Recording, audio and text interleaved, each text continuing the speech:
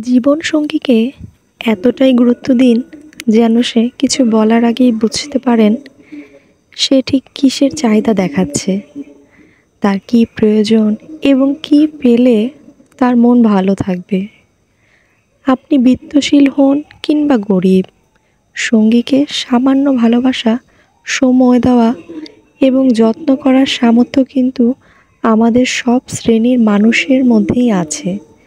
প্রয়োজন শুধু মন মানসিকতা এবং সামান্য একটু ইচ্ছাশক্তি। আমি যে তোমাকে ভালোবাসি তা তোমার রূপের জন্য নয়, তোমার গুণের জন্য নয়। ভালো না বেশে থাকতে পারি না বলে তাই ভালোবাসি। প্রেমে পড়েছেন?